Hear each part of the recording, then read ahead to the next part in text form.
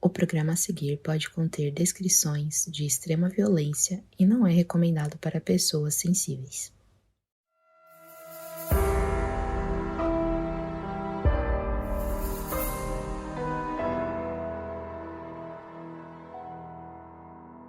Luiz Garavito é um dos serial killers mais famosos da história. Conhecido como La Bestia e El Monstruo de Gênova, cometeu do estupro ao assassinato e o número de vítimas passa de 100. Eu sou a Mabê. Eu sou a Carol Moreira. E essa é a terrível história de Luiz Garavito.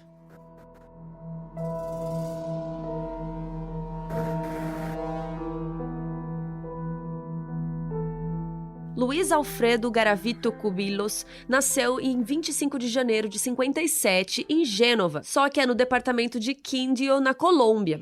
Só para vocês terem uma noção geográfica, a Colômbia é dividida em departamentos, que seriam os nossos estados, né? Porque cada departamento tem uma cidade aí capital.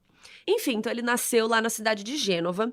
Ele era filho do Manuel Antônio e da Rosa Délia, que tiveram 7 filhos. Só que tem algumas fontes que dizem que ele era o filho mais velho e outras que ele era o segundo filho. O que a gente sabe com exatidão é que ele tinha 3 irmãos e 3 irmãs. E desde pequeno, o Luiz e os seus irmãos foram expostos a muita violência dentro de casa por causa do pai. O Manuel era um homem muito bruto, grosseiro, rígido. Ele gritava, ele brigava o tempo todo por tudo. Ele bebia muito e quando ele chegava em casa bêbado, né, ele ficava revoltado com todo mundo. Mas mesmo quando estava sóbrio, ele não dava descanso. Ele não só gritava com as crianças, como também agredia elas. Sempre que ele estava fora e chegava em casa, os filhos se escondiam para não ter que interagir com ele. Mas quem mais sofria era a esposa, a Rosa. O Manuel traía muito a Rosa. Ele tinha relações com várias outras mulheres. E aí, juntando isso, né, o excesso de bebida, ele e a Rosa discutiam o tempo todo. Eles passavam horas gritando um com o outro. E em várias ocasiões, o Manuel partia para agressão física. Ele, inclusive, fazia isso enquanto ela estava grávida. Então, ele batia na própria mulher enquanto ela estava grávida. Uma vez, quando o Luiz tinha uns 6 anos, ele foi tentar defender a mãe. E como punição, o Manuel levou ele para fora da casa, amarrou ele numa árvore e ficou batendo nele com um facão. E é dito que ele bateu, assim, sabe? Não que colocou a faca e cortou, assim. Então ele deve ter pego o cabo da faca, alguma coisa assim, e ficou batendo no garoto. E no dia a dia, o Manuel xingava o Luiz de todos os nomes possíveis e chegou a dizer que ele era um bastardo. Também existem especulações de que o Luiz chegou a ser sexualmente abusado de alguma forma pelo pai, mas não se tem uma confirmação sobre isso. Enfim, por conta de toda a violência que sofreu, a Rosa acabou se tornando uma mulher muito fria, muito casca-grossa, né? E o Luiz, ele não conseguia encontrar na mãe um ponto de apoio. Ele achava que ela era muito ríspida, que parecia que ela não se importava com ele se sentia muito sozinho. E no fim, todos os filhos também se sentiam assim, né? Porque não tinha muito ninguém para prestar atenção neles, eles estavam muito por conta própria, né? E além de tudo isso, a Colômbia também estava passando por um momento histórico bem complicado. Porque nos anos 60 começou o conflito armado colombiano, que teve muitos confrontos entre governo, grupos militares e guerrilheiros. E esse conflito transformou o país em uma grande arena, né? Isso deu muita insegurança, obviamente, para as famílias, para as pessoas. E por causa disso, a família Garavito se mudou para Ceilã, no departamento de Valle del Cauca, que eles estavam procurando uma vida mais calma, né? Mas, infelizmente, não foi bem isso que aconteceu. O Luiz entrou para a escola Simão Bolívar e de início ele ficou super animado por estar num ambiente, né, novo, onde ele podia fazer alguns amigos. Ele achava que as coisas poderiam melhorar a partir daquele momento. Mas na realidade ele foi recebido com muito bullying e ele foi muito excluído pelas outras crianças. Ele usava óculos, ele se sentia inseguro com eles e as outras crianças faziam muitos apelidos, né, a respeito disso. E aí, aos poucos, ele foi se fechando, não queria conversar com ninguém e ficava bastante sozinho na hora do recreio. Luiz também começou a reagir fisicamente ao bullying. Em mais de uma ocasião, algum colega chamava ele pelo apelido, por alguma piada, e ele partia para briga. E os professores não estavam nem aí, sabe? Eles viam brigas físicas acontecerem entre as crianças, eles não tentavam separar, ele não tinha nenhum cuidado, sabe, de conversar ou de entender o que é bullying. A gente sabe que bullying é um assunto bem atual, né? Uma coisa que é muito discutido aí, talvez nas últimas décadas, mas Ali a gente tá falando, sei lá, dos anos 60, sabe? Imagina, bullying não era nem discutido de forma alguma. E aí na sala de aula, né, sofrendo tudo isso, ele tinha bastante dificuldade de aprender, apesar dele ser concentrado, ele se esforçar, ele prestava atenção em tudo, mas ele não conseguia manter, né, não conseguia reter as informações.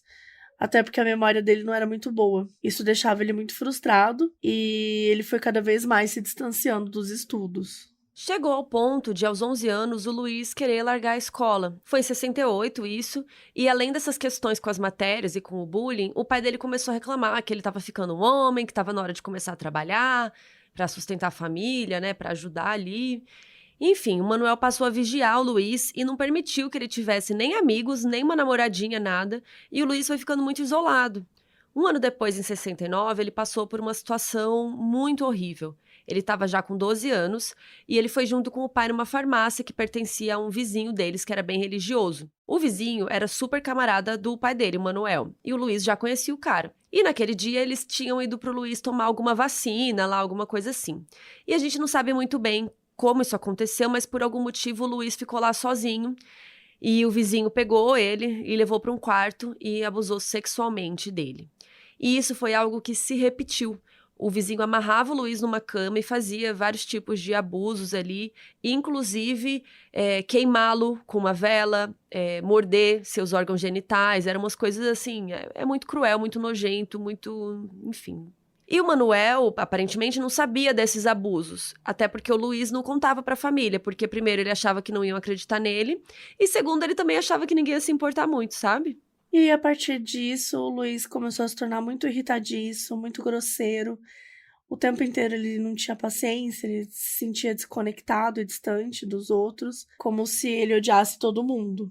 Uma dessas vezes, depois dele ser abusado, ele saiu correndo, irritado, querendo descarregar a raiva em alguma coisa. Chegou a pensar em tirar a própria vida, mas aí ele estava passeando, ele viu 2 pássaros e ele resolveu jogar uma pedra nos pássaros.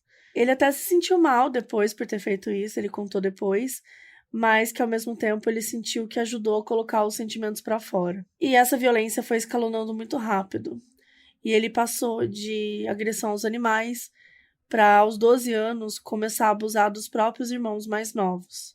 E como eram 7 crianças numa casa, né, ninguém tinha, tipo, uma cama sozinha, assim. Era todo mundo dividindo. Então, o Luiz começou a abusar dos próprios irmãos. E foi ainda com essa idade que ele abusou de uma pessoa fora da família, né, pela primeira vez, que era um garoto de 6 anos de idade. A gente não tem nenhuma informação, contexto maior disso, só tem essa história mesmo. Infelizmente, esse foi o primeiro de muitos outros abusos que iam acontecer.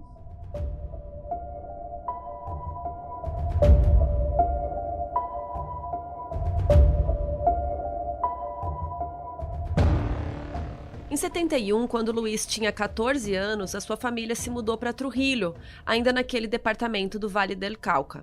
Foi aí que os abusos do vizinho pararam, mas o Luiz ficou, óbvio, com sequelas emocionais, sequelas físicas. E, para começar, ele estava adolescente, né? Então ele começou a se interessar mais por sexo, conhecer meninas, ficar com as meninas. Só que, quando isso ia além de beijar, ele ficava impotente, e isso irritava ele. Nessa mesma época, ele fez amizade com um vizinho da família que apresentou a pornografia para ele, mas o Luiz não gostou de ver. E não foi só um desgosto, ele sentiu muita repulsa vendo aquilo. Só que, de acordo com ele, logo depois o vizinho começou a xingá-lo, levou ele para o mato e abusou sexualmente do Luiz. Como combinado com o pai quando ele saiu da escola, o Luiz começou a trabalhar para ajudar a família. E ele passou por vários empregos que iam desde auxiliar numa loja até vendedor ambulante. Mas o temperamento dele era complicado no trabalho. E mais de uma vez, ele acabou entrando em brigas físicas com colegas por conta de desentendimento. E aí, ele começou a crescer mais, ele começou a se tornar um jovem mais sociável, ele começou a ter alguns amigos e teve até algumas namoradas. Ele bebia bastante, ele abusava de álcool, né, algo que era comum na família dele.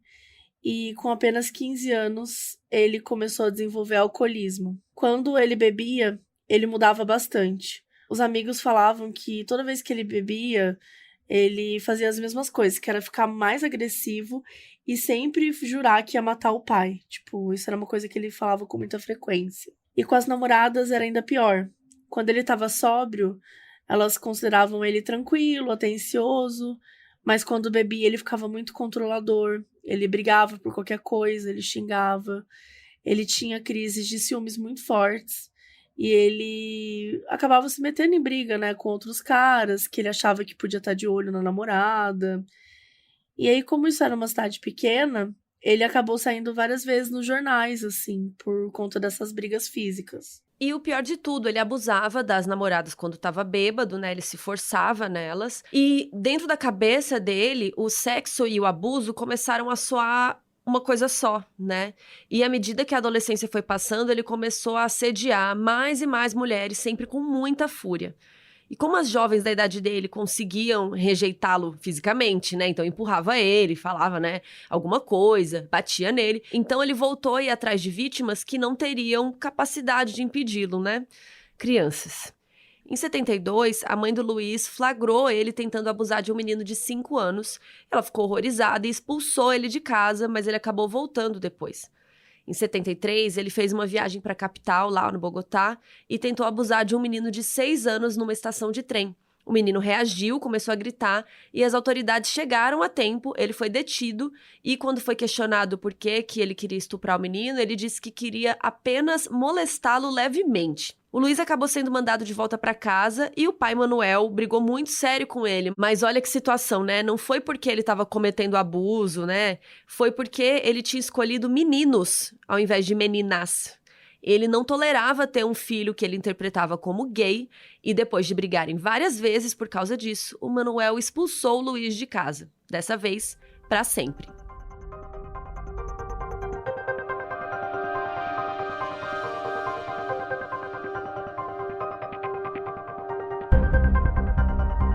O ano é 1973, o Luiz Garavito tinha 16 anos, estava expulso de casa e estava sozinho no mundo. Ele se tornou meio nômade, ia pegando trabalhos uns dias num lugar, depois ia para o outro, estava sempre se movendo e sempre sozinho. Ele não tinha mais contato com a família, a única pessoa que ele conversava às vezes era a irmã Esther, que era a irmã mais velha junto com ele. Mas a própria Esther não queria tanta conversa com ele porque tinha medo de como ele ficava quando bebia. O Luiz tinha muita mágoa dos irmãos, porque sentiu que nenhum deles o defendeu do pai, né? Nenhum, tomou partido, nem nada. E ele dizia que de todos os 7 filhos, ele sempre foi o que o pai menos se importava e dava atenção. Sendo assim, as únicas conexões que sobraram para o Luiz eram as das mulheres que ele se relacionava. E nos lugares que ele passava, ele sempre se relacionava com mulheres. E ele costumava namorar mulheres um pouco mais velhas, geralmente que tivessem filhos pequenos. E elas percebiam na época que ele era extremamente atencioso e carinhoso com as crianças. E que quando estava sóbrio, era um ótimo namorado, mas que quando bebia, virava outra pessoa. Ainda em 73, ele trabalhou numa plantação de café lá em Trujillo e conheceu uma mulher chamada Luz Mari Ocampo Orozco e se encantou com a moça. E a gente vai citar mais algumas namoradas aqui com o passar do tempo, mas gravem essa aqui porque ela é a mais importante, a Luz. Ela era professora, ela era mãe solo e já estava com outra pegada de vida, mas o Luiz fez de tudo para conquistá-la. Ela era religiosa, então ele começou a frequentar o culto semanal com ela, e aí os dois foram engatando num relacionamento. Durante os anos, eles viveram um relacionamento que era muito assim, eles estavam ali, aí separava, aí passava um ano, voltava, reencontrava, separava, aquela coisa. Nos últimos anos de adolescência e nos primeiros aí da vida adulta, o Luiz foi se tornando uma pessoa muito instável emocionalmente. O vício em álcool, esses pensamentos que na cabeça dele eram muito confusos, a falta de contato com a família, tudo isso foi corroborando para tornar ele uma pessoa muito paranoica. Hoje em dia, alguns estudiosos até acreditam que ele tinha traços de depressão. E, infelizmente, o número de abusos que ele cometia foi só crescendo. Ele começou a ir atrás de crianças, meninos e meninas, mas ele acabava vitimando muito meninos que estivessem entrando na puberdade. Ele sentia que a sua vida não tinha propósito, que ele só ficava vagando de um lado para o outro sem ter para onde ir. Aos poucos, ele começou a sentir vontade até de tirar a própria vida. Só que para combater esses pensamentos, ele botou na cabeça que ele precisava se casar, formar uma família, para compensar que ele não teve, e talvez isso resolveria a situação. Ele se relacionava com várias mulheres e toda vez que ele ficava bêbado, ele dizia que ele queria fazer sexo para eles terem um bebê logo, mesmo que fosse uma namorada que ele tivesse há pouco tempo. Mas nenhuma delas queria filhos, elas aceitavam só o sexo, elas não estavam a fim de ter filho. Só que nem isso rolava, porque como ele relacionava isso com a família, se tornou um assunto que dava muita ansiedade na cabeça dele.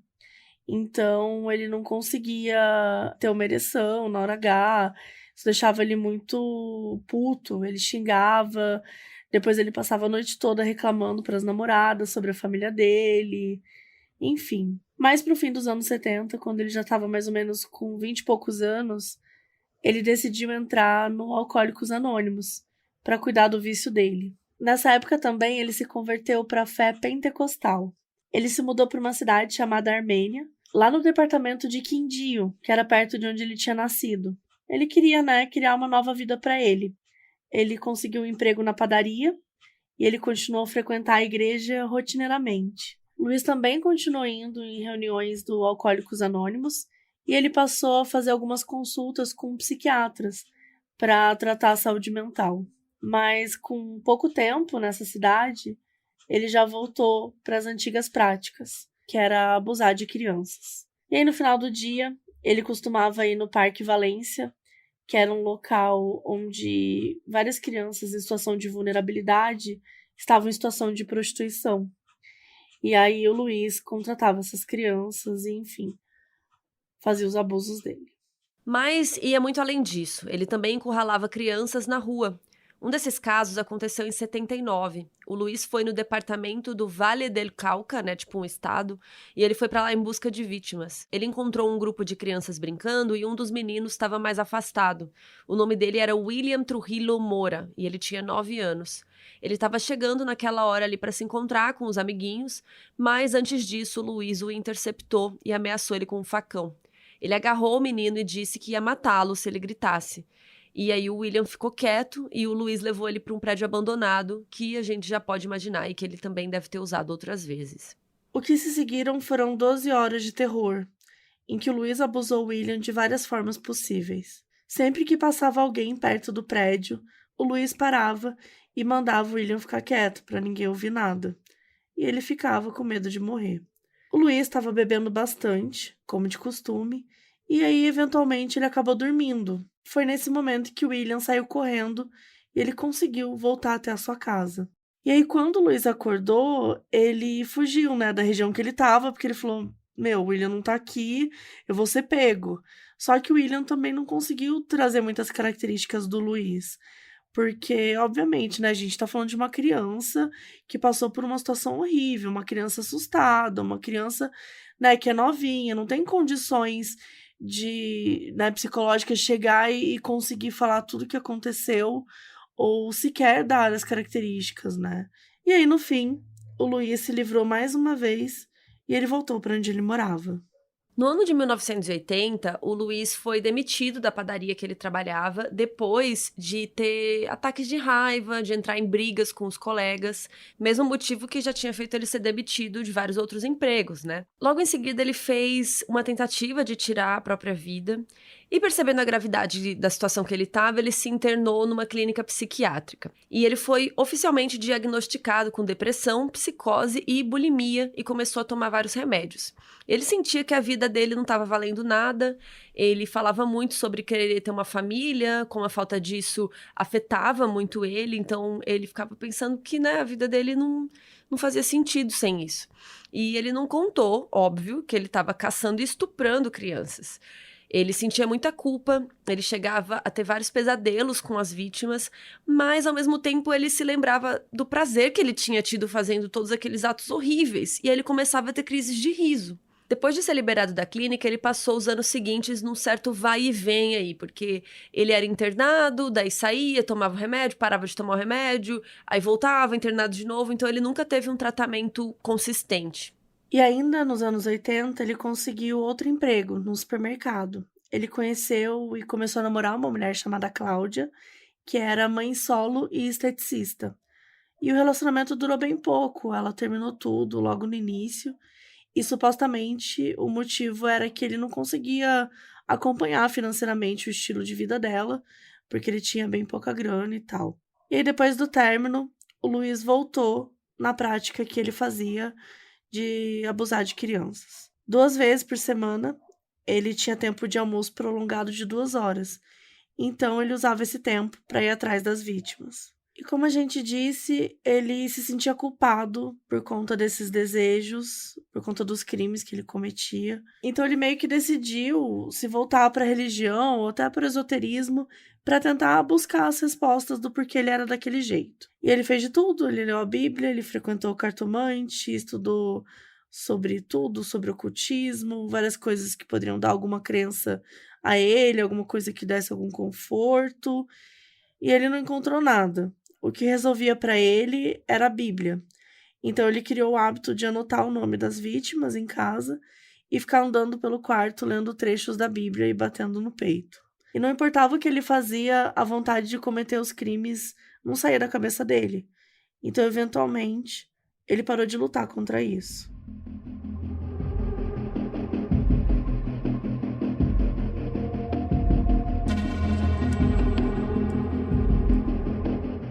No outono de 1980, o Luiz começou a carregar consigo diferentes ferramentas que ele considerava útil aí para cometer abusos.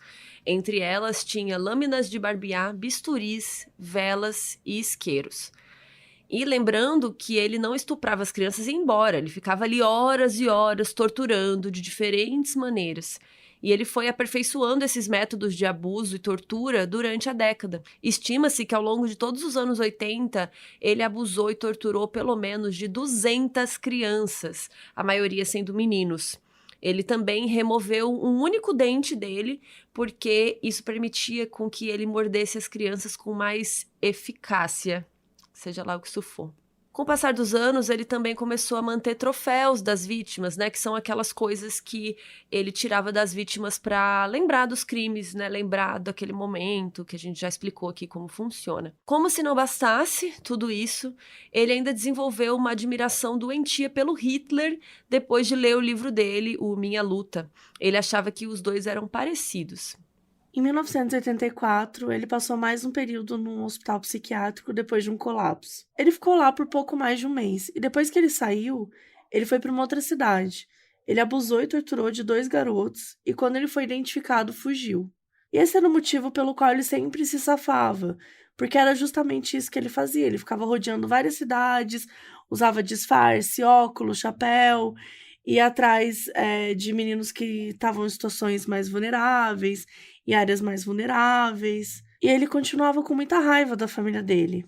E aí, em meados dos anos 80, ele conheceu a história de um assassino que tinha cometido familicídio. Isso deixou ele muito interessado e ele começou a sonhar várias vezes com a ideia de matar o pai e os irmãos e depois tirar a própria vida. Ele achava que essa ia ser a melhor forma de morrer, mas nunca chegou a levar esse plano para frente. Nessa época, ele também engatou mais um romance com uma mulher chamada Graciela, que também era mãe solo.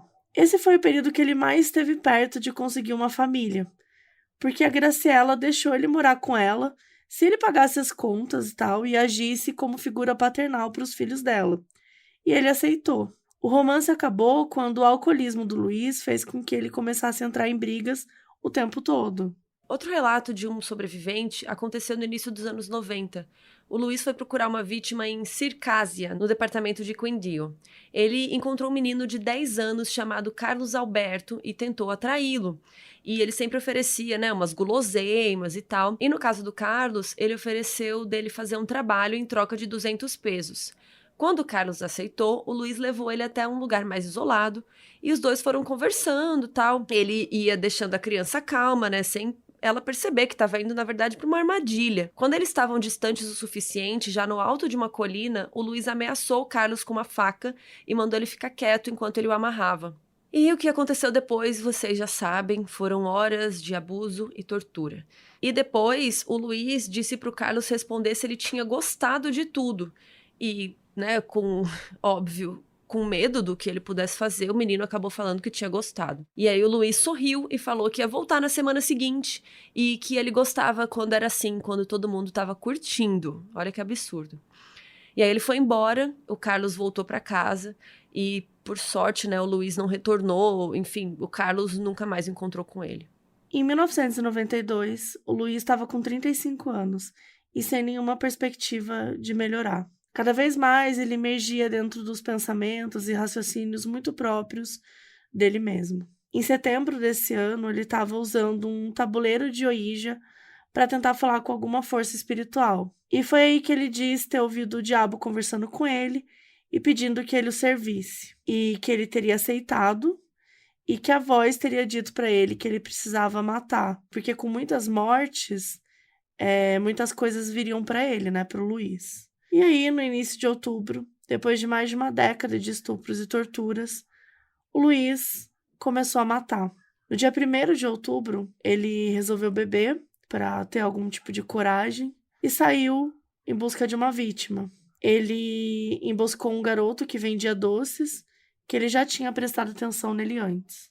Nessa época, ele estava na cidade de Bolívar e o plano dele era tentar levar o menino para uma área arborizada próxima de um hotel. Ele aliciou o menino, levou com ele, mas no caminho um policial notou que ele estava bêbado, que estava agindo de forma suspeita e agrediu ele com um revólver na cabeça. E aí o Luiz foi levado para a delegacia, onde pegaram o dinheiro dele, um anel e o relógio, e só depois o liberaram. Depois disso, ele passou 3 dias mais na dele e no dia 4 de outubro saiu novamente para conseguir uma vítima. Ele estava bebendo num bar quando viu um menino de 13 anos chamado Juan Carlos caminhando por ali. Era de noite e o Luiz começou a seguir o menino. Ele parou bem rápido para comprar uma corda e uma faca de açougueiro e então abordou o Juan Carlos e ofereceu trabalho para ele em troca de uns 1.000 pesos. O Juan aceitou e o Luiz o conduziu até uma área abandonada, próximo a uma ferrovia. E foi lá que ele o estuprou, torturou e matou. Ele arrancou os dentes do garoto, cortou suas genitálias e fez vários cortes na garganta. E depois disso ele ainda dormiu lá no local. Quando ele acordou no dia seguinte, ele viu que estava com a roupa toda manchada com o sangue do Juan. Ele foi embora e o corpo foi encontrado um tempo depois. Alguns dias se passaram e no dia 10 de outubro ele fez uma viagem para Trujillo, para visitar a sua irmã Esther. Lembra que ela era a única que ainda falava com ele de vez em quando e tal? E durante essa viagem ele queria muito cometer um outro crime. Então ele achou que deveria beber para tentar controlar isso. Só que aí, quando ele estava andando até a casa da irmã, ele encontrou um garoto de 12 anos na rua, o abordou e o assassinou. E foi assim que ele cometeu os seus 2 primeiros assassinatos. E ele decidiu continuar. E a partir daí, ele seguiu numa sequência de matança desenfreada. E aos poucos o Luiz foi desenvolvendo o seu próprio modus operandi, né, a forma que ele cometia esses crimes.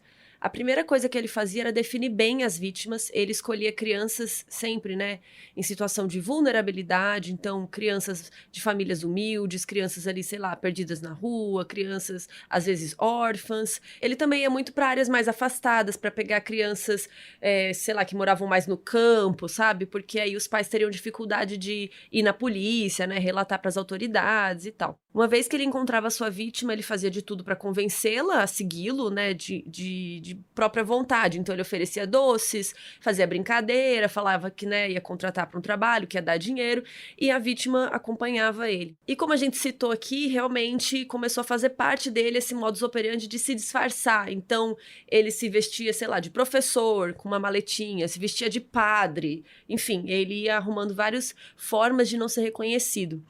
E ele tinha preferências físicas também das vítimas. Ele gostava de crianças magras com o que ele considerasse também feições inocentes.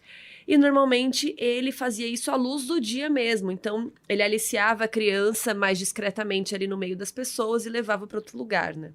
E quando ele ia à noite, ele costumava ficar bebendo em bares que fossem perto de escola e tal. E daí quando as crianças estavam saindo, ele escolhia alguma e ia atrás dela. Uma vez que ele já estava com a vítima, ele conduzia ela até um local isolado, com tranquilidade. O objetivo era, né, não deixar a criança desconfiar de nada. Por isso que ele falava todas essas coisas, fingia que ia dar um trabalho, ou, né, fazia todas as outras coisas para a criança achar que ela estava indo com uma pessoa legal, uma pessoa que ia, né, dar alguma coisa para ela e não cometer um crime. Então ele mantinha a criança entretida, perguntava várias coisas sobre ela, fazia jogos e coisas assim. Assim que ele chegava no lugar, ele sempre bebia pelo menos meia garrafa de conhaque. Ele só sentia a experiência completa se ele estivesse completamente bêbado. E aí, logo em seguida, ele amarrava a criança e começava os seus abusos. A gente não vai ficar descrevendo aqui, mas de uma maneira geral a gente já explicou como foi a primeira morte. As torturas duravam horas, ele usava lâminas, facas, chave de fendas, ele fazia alguns cortes pelo corpo. Então, era tudo muito brutal, muito violento, assim. Muitas vezes ele fazia as mutilações nas vítimas enquanto elas estavam vivas. E ao mesmo tempo que ele ia abusando. Então, assim, muito horrível, né? Teve vezes que ele fez as crianças consumirem partes do que ele cortava e ele se sentia sexualmente estimulado fazendo tudo isso, né? E algumas vezes ele chegou a praticar necrofilia.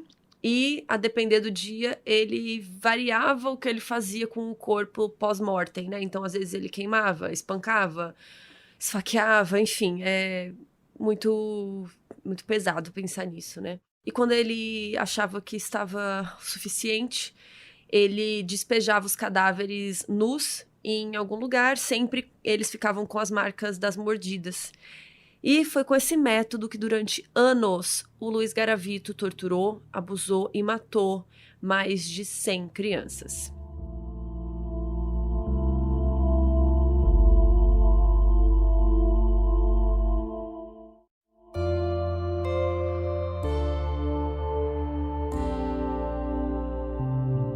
Tem outro relato de um sobrevivente do Luiz Garavito que rolou durante os anos 90. A gente só não conseguiu achar o ano exato. É um jovem chamado Brent Ferney Bernal Álvares.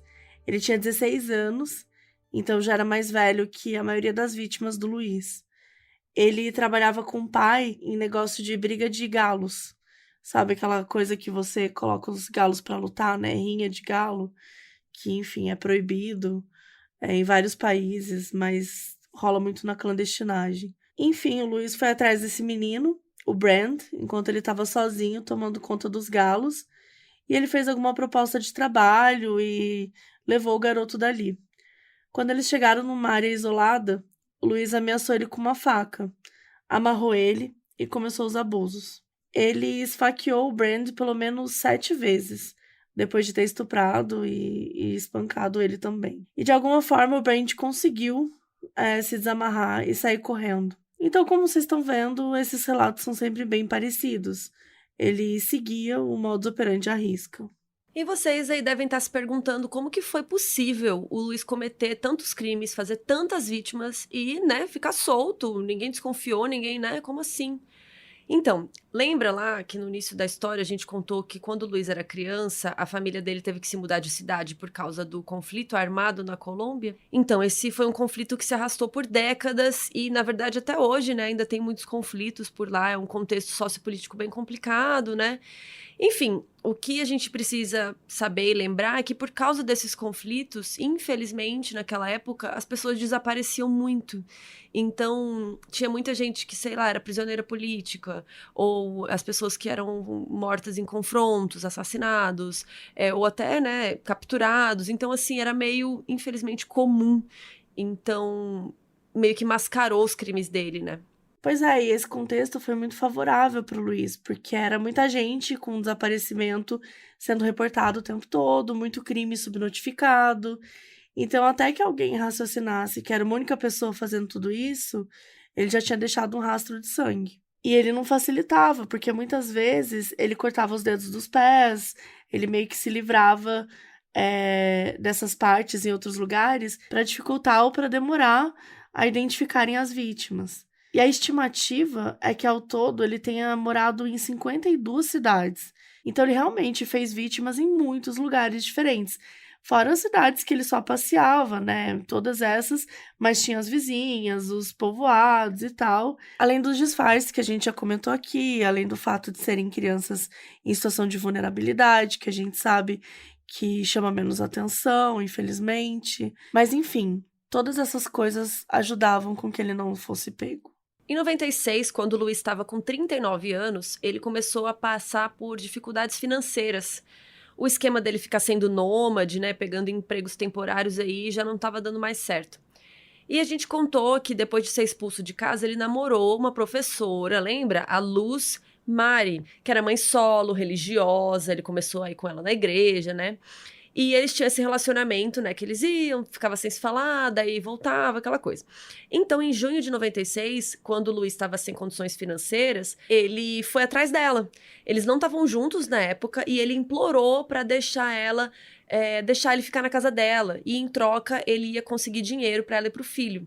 E ela ficou bem receosa, porque ela lembrava dos ataques que ele tinha quando bebia, mas ela deixou. E, eventualmente, né, ele morando lá, eles começaram a ficar de novo, se relacionar nesse tempo que ele morou lá. E claro que ele levou as coisas dele pra casa dela, e aí, entre essas coisas, tinha uma mala preta, que era simplesmente onde ele guardava os troféus, né, que a gente comenta, aqueles objetos. E, gente, troféus não é um termo que a gente usa, tá?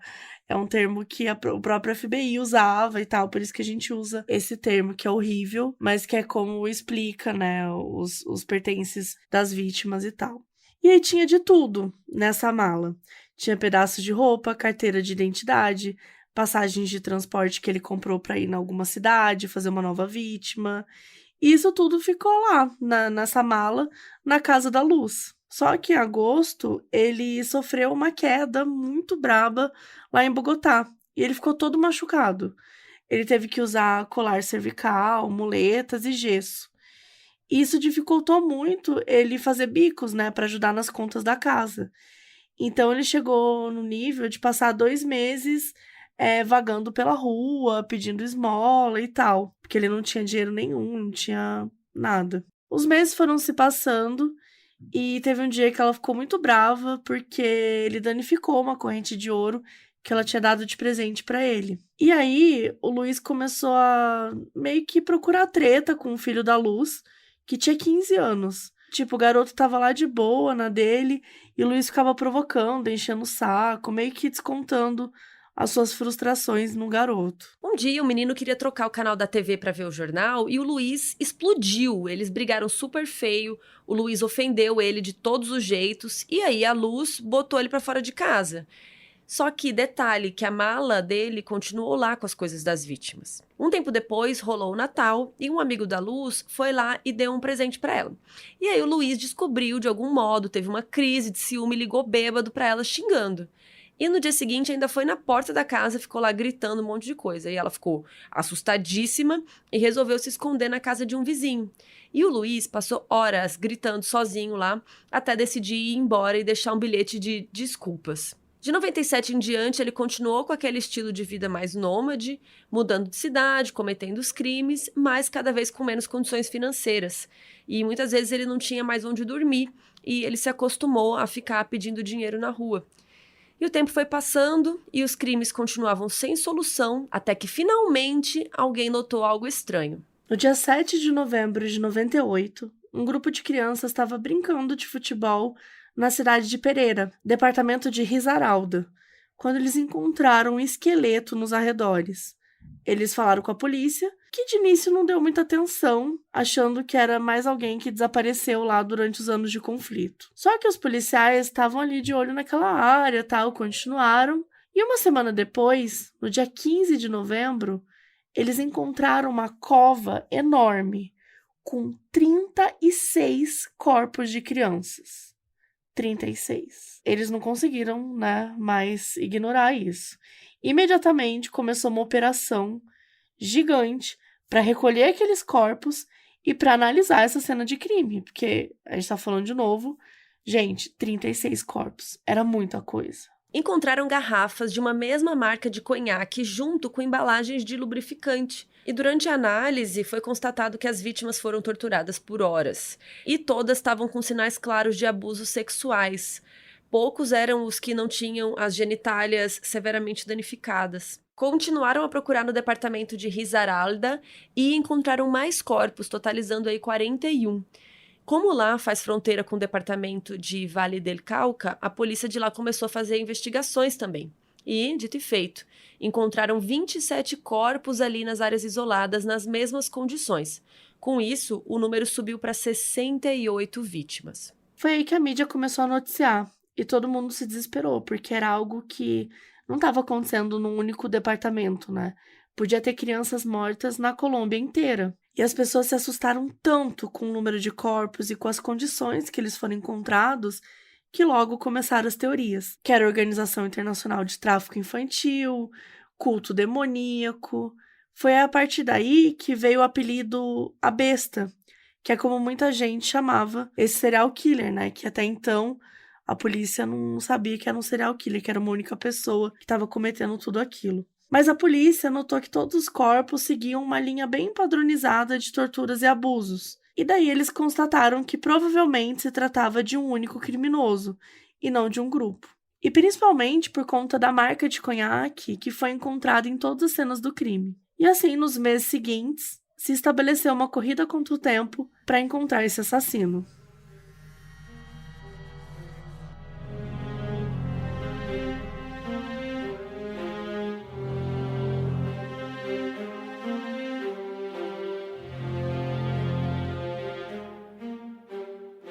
Estamos no início de 99, já se sabia que o assassino agia em Risaralda e no Vale del Cauca, e o próximo passo da investigação foi procurar outros corpos em outras áreas aí desses departamentos. Em 6 de fevereiro de 99, encontraram os corpos de 2 crianças nos arredores de Palmira, outra cidade do Vale del Cauca. Os cadáveres estavam um ao lado do outro, num morro próximo a um canavial.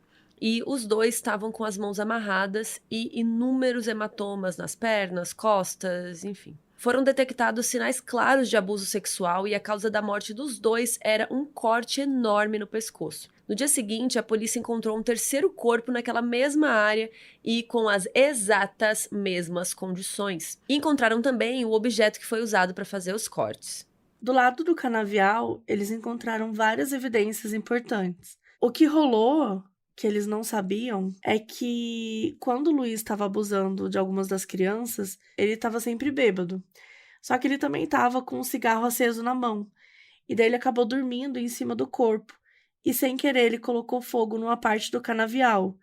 E aí, por conta disso, né, ele também se queimou bastante. E na hora, ele estava seminu, só com a camisa. Então, quando ele levantou e percebeu o que estava rolando, ele foi embora dali confuso.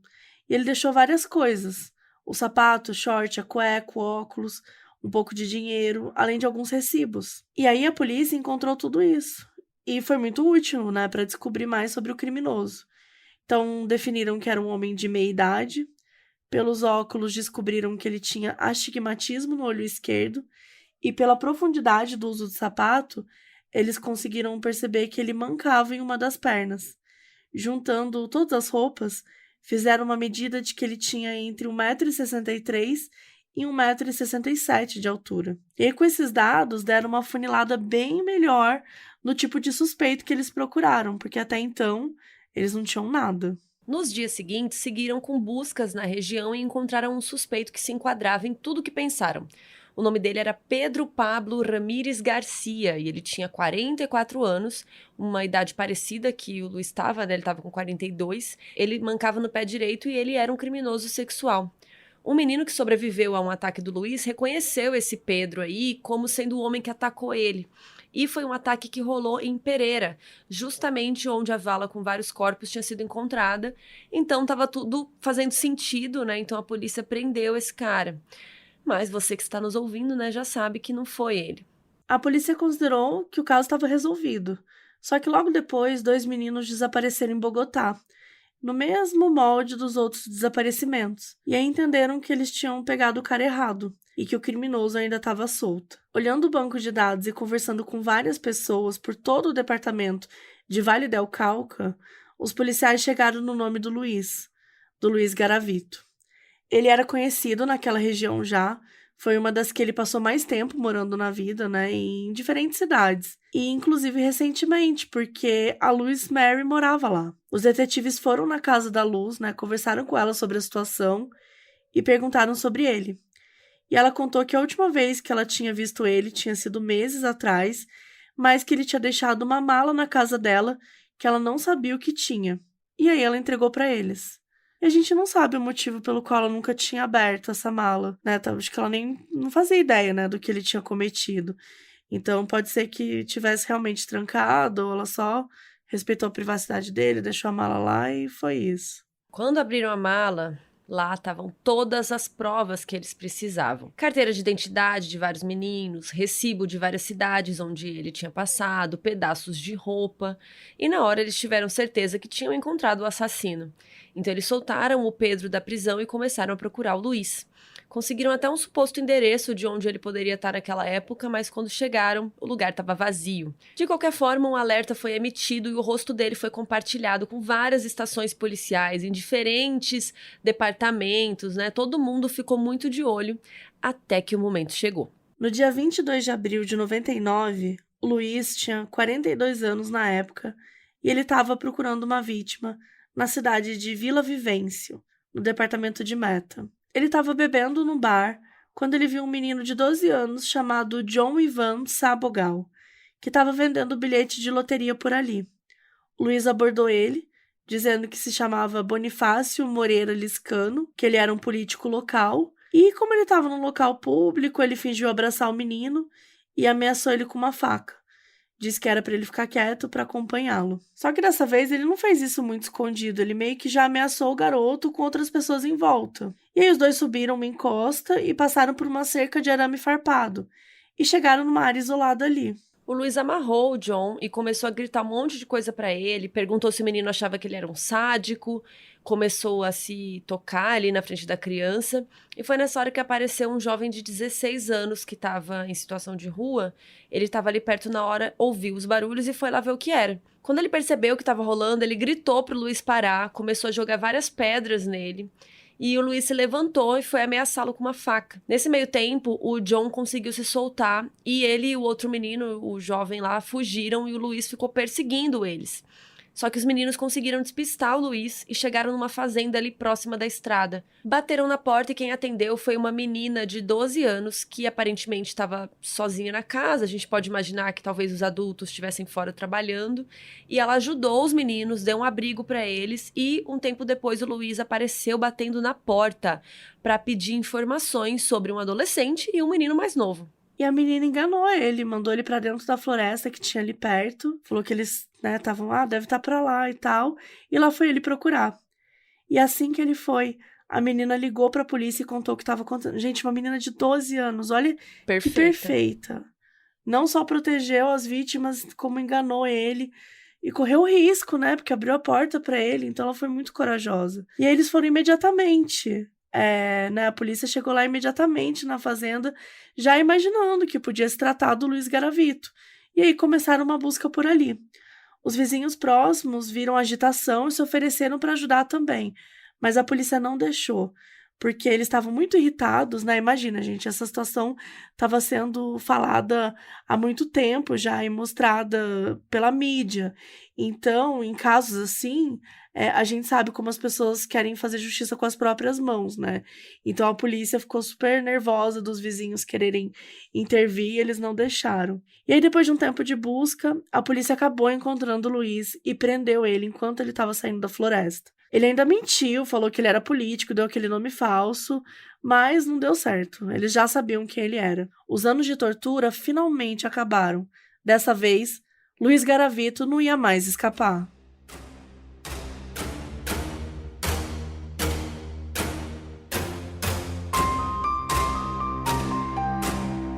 A trilha de sangue que esse assassino deixou foi feita com muitos anos e, por consequência, demorou bastante para ser totalmente esclarecida. Enquanto ele estava preso, a polícia foi juntando todas as evidências, que eles podiam contra ele. Lembram que conseguiram pegar várias coisas dele numa cena do crime, incluindo roupas e óculos? Então esse óculos acabou sendo muito importante, porque ele tinha um problema de visão bem pouco comum, que rolava principalmente com homens da faixa etária dele. Isso significava que o óculos dele era muito específico, sabe? Era muito sob medida para ele. Por causa disso, a polícia chamou um oftalmologista para fazer um exame no Luiz e ele constatou que sim, o óculos batia exatamente com a condição lá que ele tinha. E eles enganaram até o Luiz, fizeram o teste como sendo obrigatório para todos os prisioneiros, né? Tipo, entrou aqui, vai ter que fazer o teste, para ele não desconfiar, e aí ele não ia mentir, né? Não ia trapacear ali no teste. Outra evidência importante foram as amostras de DNA. Nos momentos que o Luiz ficava fora da cela, seja para tomar banho de sol ou fazer alguma outra atividade, técnicos entravam e coletavam amostras para o laboratório. E essas amostras foram colocadas em análise junto com as roupas dele e com os vestígios de DNA nos corpos das vítimas. E aí deram match, dando mais uma prova que era ele. E outra coisa, os pés dele deram certinho naquele sapato encontrado na cena do crime. Então, basicamente, né, tudo apontava para o Luiz. A única coisa que faltava era ele confessar, e isso acabou demorando algum tempo. Ele foi pego em abril de 1999. Com o tempo, ele foi sendo amaciado pelos agentes responsáveis, até que no fim de outubro, depois de 6 meses, o Luiz Garavito finalmente confessou seus crimes. Foi um relato enorme. Ele explicou o modus operandi, como ele fazia para pegar as vítimas, contou as áreas que ele matava, por aí vai. Inclusive, ele foi levado pela polícia para ajudar a encontrar alguns dos corpos. Ao todo, ele se responsabilizou por aproximadamente 140 mortes. Isso sem contar as quais ele nem lembrava. A grande maioria dessas vítimas estava registrada num caderno que ele tinha, que ele usava para catalogar tudo. Mesmo assim, a polícia foi conectando mais vítimas a ele por terem semelhanças no modus operandi aí. Quando chegou a hora do julgamento, o Luiz foi formalmente acusado pelas mortes de 172 jovens com idades entre 8 e 16 anos. A gente não encontrou detalhes assim claros do julgamento, mas ele foi condenado por 138 dessas 172, né? Provavelmente a gente já imagina que não tiveram provas o suficiente, né, para ter certeza que foi ele e tal. E vocês estão sentados, gente? Ele foi condenado a 1.853 anos de prisão. É como se fossem aí uma média de 13 anos para cada vítima. Mas, naquela época, pela lei da Colômbia, o máximo de tempo que alguém poderia passar no presídio era 40 anos, então ele não poderia cumprir pena perpétua. Algumas fontes dizem que, como ele ajudou bastante a polícia a encontrar os corpos, falando a verdade, né, indo nos locais dos crimes, a sentença dele foi reduzida para 22 anos. Mas isso fica meio confuso pra gente, porque se fosse isso, ele já estaria solto desde 2021, né? Mas ele não tá. Outras fontes dizem que ele tá lá realmente para cumprir os 40 anos, mas que ele pode tentar condicional depois de ter 3/5 da pena, que seria 24 anos. O Luiz foi imediatamente mandado para uma prisão de segurança máxima em Valledupar, no departamento de El César, na Colômbia. Foi determinado que ele fosse mantido numa área separada, onde ele pudesse estar seguro dos outros detentos, porque tinham medo de uma retaliação ou dele ser atacado. Isso é muito comum, né, com serial killer, a gente sabe disso. Com o passar dos anos, rolaram muitos protestos na Colômbia por conta da pena dele. Muita gente achou muito pequena e que um caso tão visceral precisaria de uma punição maior. E atualmente aumentou mesmo. O tempo máximo de prisão na Colômbia passou a ser de 60 anos para a maioria dos crimes. E estupradores e assassinos também podem ser condenados à prisão perpétua. Mas isso vale para os novos crimes que aconteceram depois dessa mudança. Então não tem nada a ver com o caso do Luiz que aconteceu antes. Segundo relatos, ele passa a maior parte do tempo dele na prisão, trabalhando na unidade médica do lugar. Ele confecciona muitos brincos e colares como hobby. Ele chegou a ser diagnosticado com um transtorno de personalidade antissocial e é considerado uma pessoa bem na dele, assim, no dia a dia. Em 2020, quando ele estava com 63 anos, ele foi diagnosticado com um câncer no olho e mandado para o hospital, então ele passou um tempo lá e depois voltou para continuar cumprindo a pena. Pelo que foi dito ali do tratamento, ele precisa de transfusões de sangue de tempos em tempos. Em 2021, já com 22 anos preso, o advogado dele entrou com um pedido para ele ser solto por bom comportamento, mas o juiz negou, porque aparentemente o Luiz tinha que pagar uma multa equivalente a $41 mil para as vítimas e ele nunca pagou. Então, provavelmente é aquela coisa do processo civil, né? Ou uma multa ali junto com essa pena dele para as vítimas e para as famílias. Agora, em 2023, é justamente o ano que ele completa 24 anos preso, ou seja, os 3/5 da sentença, então, teoricamente, ele poderia ser solto. E agora a gente tá gravando esse episódio em outubro de 2023, ele tá com 66 anos e ainda não saiu nenhuma notícia se ele realmente vai sair da prisão e tal. Se você vier do futuro, comenta aí no nosso site modusoperandipodcast.com se ele já saiu, né, ou ainda não.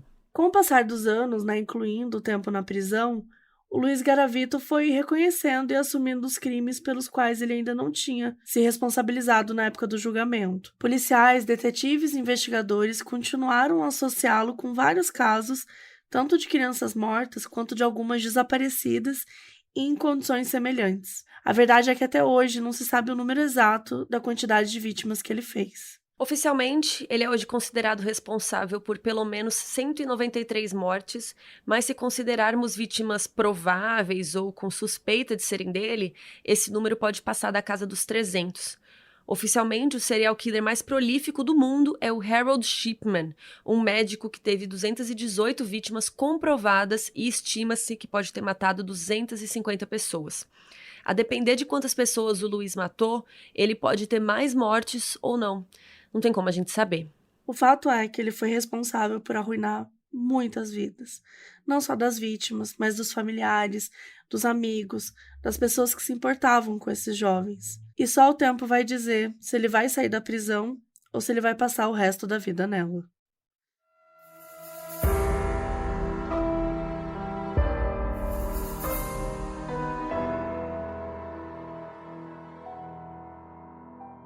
O aviso no início desse episódio foi gravado pela Bárbara Cavalieri, que é nossa apoiadora na Aurelo.